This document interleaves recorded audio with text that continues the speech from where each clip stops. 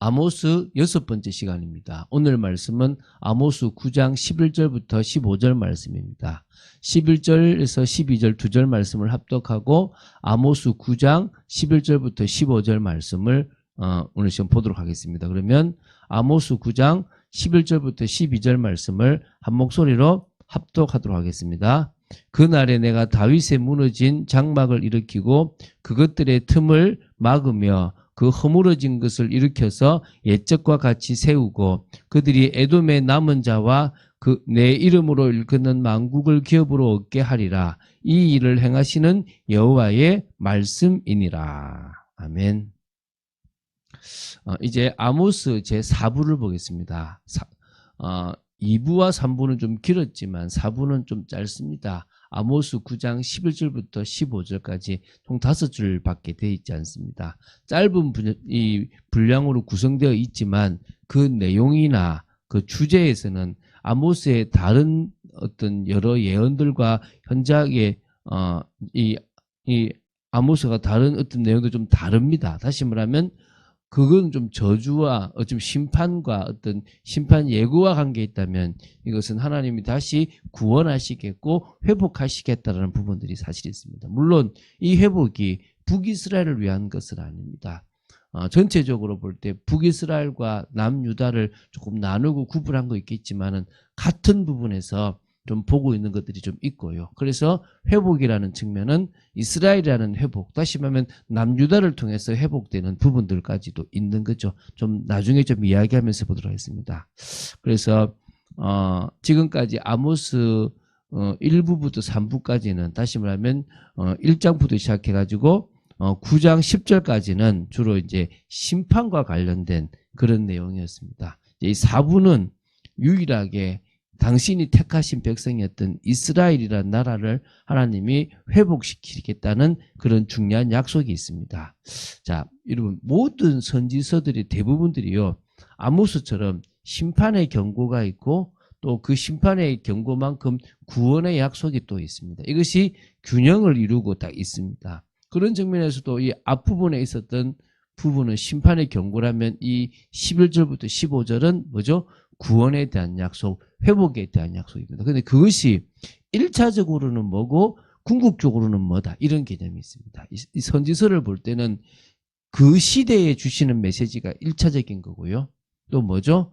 영원한 하나님의 그 심판과 여호와의 날과 관계 있는 것을 뭐라 그럽니까? 궁극적으로 본다는 겁니다. 그 궁극적으로 볼 때 우리 시대와 관계되어 있는 부분들이 있다는 것을 우리 좀 기억해야 될 줄로 믿습니다. 자, 그럼 내용들을 좀 보겠습니다. 이 제4부의 이 내용은요, 이스라엘 백성을 향한 회복이잖아요. 이 약속은 모두 5가지 요소로 이루어져 있다라고 보십니다.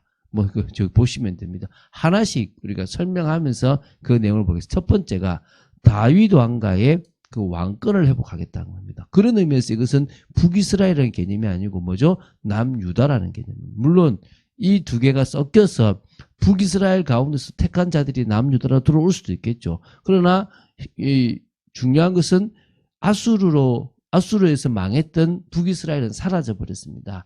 남유다는 바벨론으로 끌려갔지만 다시 돌아와서 회복이 됐는데 그런 남유다도 그런 개념이 아니고 하나님께서 회복하시겠다는 그 이스라엘, 그 다윗의 왕권이 회복되겠다. 그런 의미입니다. 11절이죠.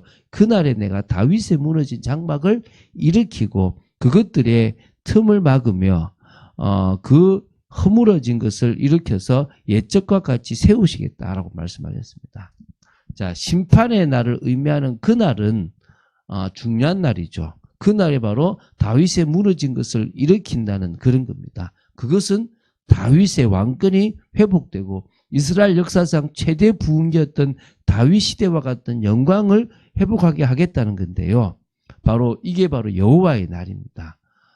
이것은 사실은 그 시대에는 궁극적으로, 그 시대는 1차적으로는 없었습니다. 지금까지도 다윗의 왕조는 회복되지 않았습니다.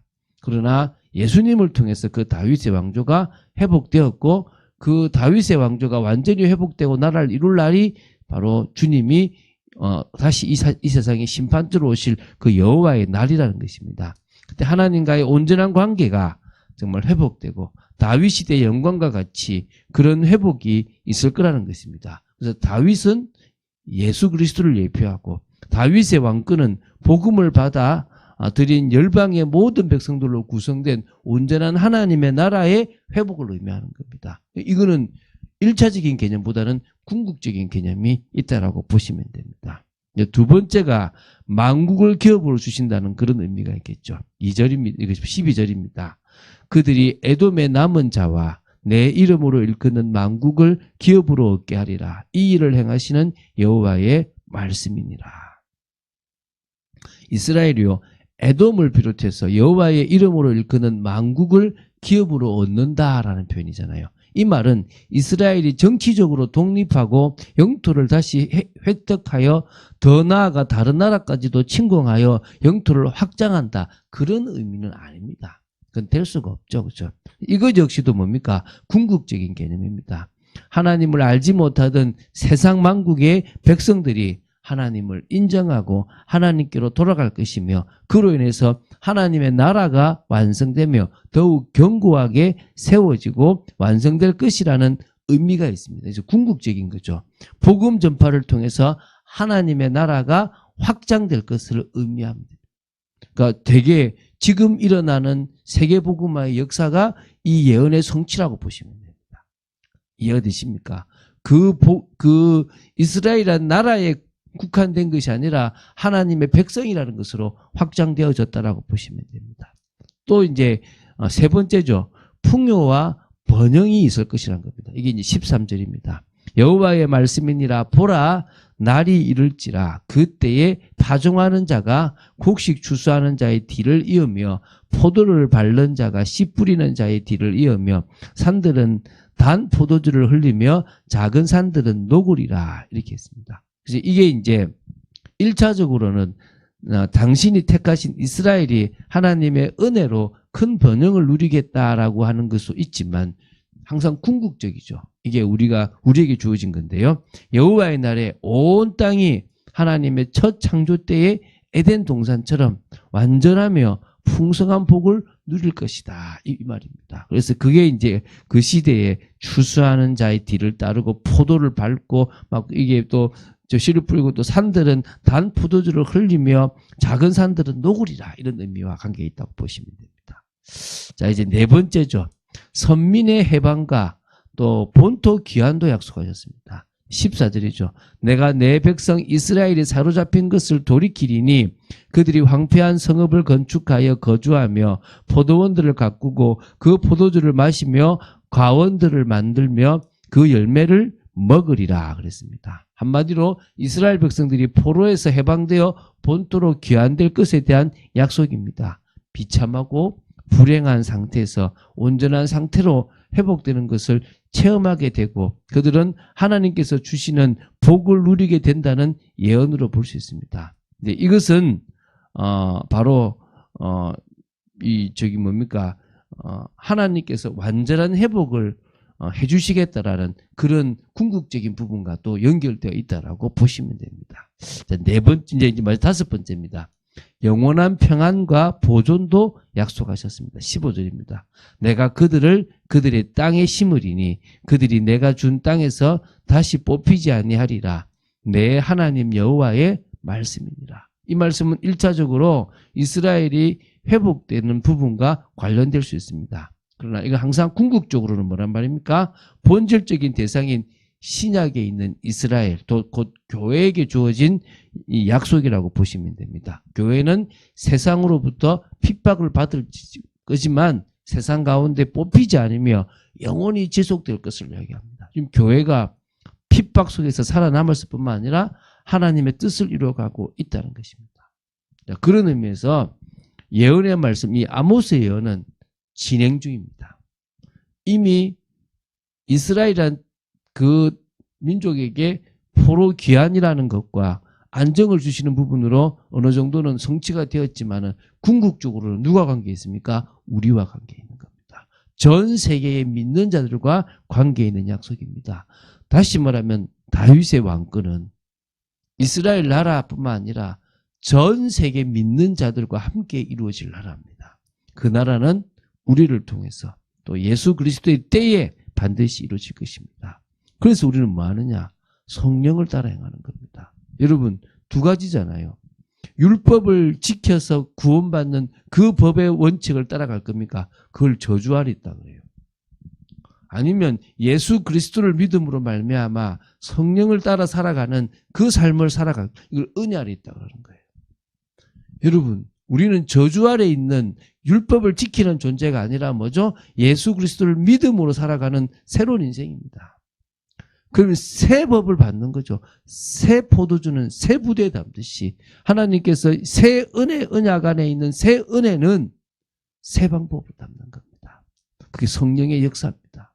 그 성령의 역사 속에서 우리는 성령의 열매를 맺어갈 뿐만 아니라 이 땅에서도 하나님의 나라를 이루어 나갈 수 있는 축복이 있다는 것입니다. 이번 주에 우리는 그 축복을 사실적으로 누리려고 하는 겁니다. 아니, 이번 주뿐만 아니라 주님 오실 때까지 우리는 그걸 누리는 겁니다. 이러지도 못하고 저러지도 못하는 게 아닙니다. 우리는 누구한테 가는 겁니까? 주님께로 가는 거예요. 주님께로 갔는데 진짜 주님을 향한 사랑이 되는 거예요. 구약시대 때 율법을 지키면서 여호와 하나님을 사랑하라 그러는데 사랑이 됩니까? 안 됩니까? 안 됩니다. 형식만 남았어요. 그런데 뭐죠? 성령의 역사로 진정한 사랑이 되어지는 겁니다. 9가지 열매를 맺어갈 수 있다는 거예요. 그래서 우리는 오직이 되어지면 돼요. 갈팡질팡 이러지도 못하고 저러지도 못하고 그런 인생이 아닙니다. 뭐죠? 더 은혜 속으로 들어가는 인생이 되어지는 겁니다. 그런 축복을 누리는 여러분 되시기를 주 예수 그리스도의 이름으로 축원드립니다. 주는 그리스도시요 살아계신 하나님의 아들이심을 고백합니다.